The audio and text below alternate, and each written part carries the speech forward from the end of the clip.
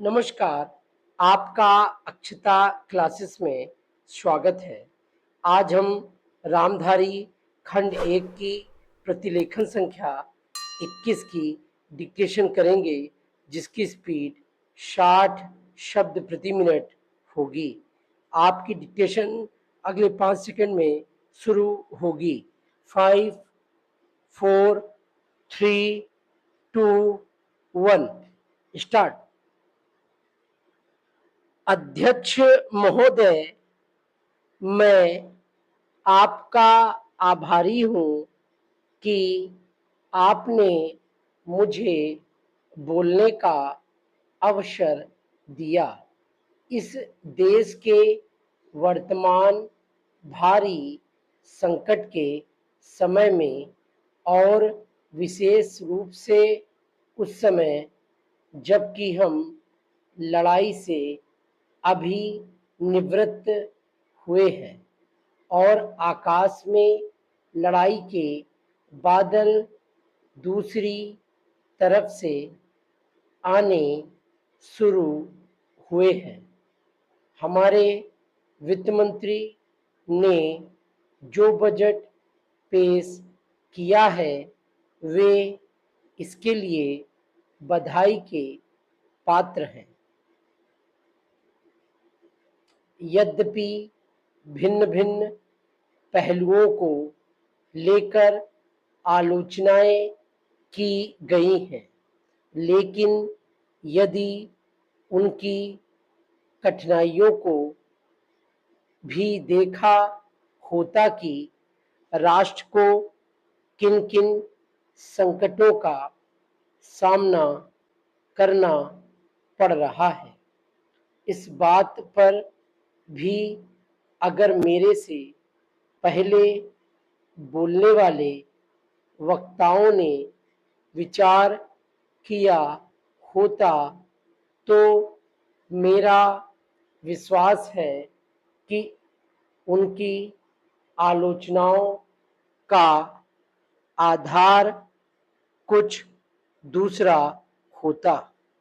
उन्होंने ऐसे कठिन अवसर पर यह एक संतुलित बजट पेश किया है, उसके लिए मैं उन्हें बार बार बधाई देता हूँ, लेकिन साथ ही साथ मैं अपना यह कर्तव्य समझता हूँ कि कुछ ऐसे विचार भी उनके सामने प्रस्तुत करूं जिससे उनकी कठिनाइयां कुछ हल हो जाए।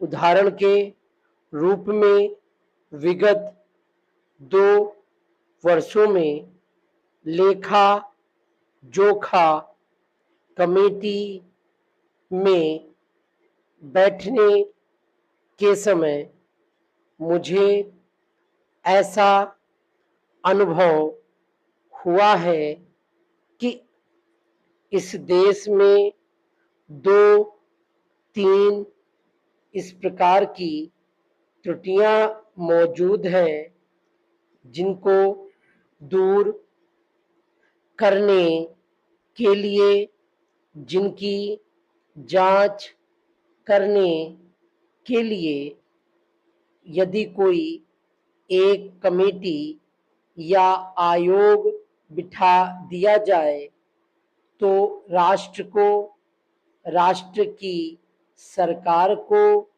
राष्ट्र के विकास कार्यों को और राष्ट्र की रक्षा व्यवस्था के लिए करोड़ों नहीं अरबों की व्यवस्था फौरन हो सकती है।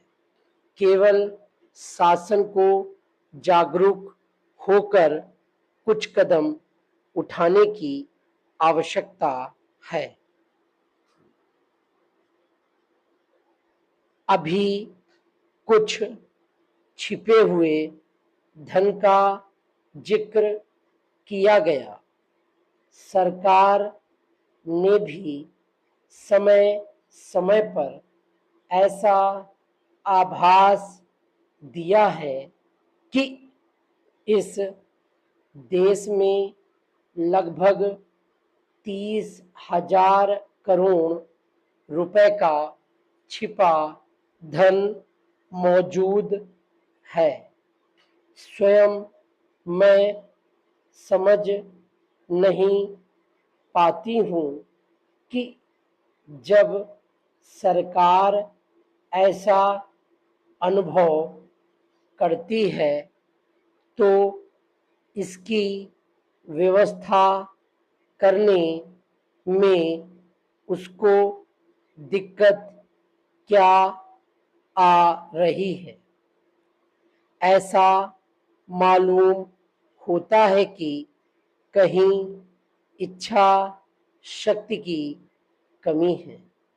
भारत की इस सरकार ने अपनी शक्ति का ठीक से उपयोग करके उस दुश्मन के दांत खट्टे किए जिसके कि ऊपर विश्व की शक्तिशाली और इंग्लैंड जैसी शक्तियों का अटूट सहारा था और जिसको कि उन्होंने हमारे विरुद्ध उकसाकर खड़ा किया था और अपना पूर्ण सहयोग दिया था।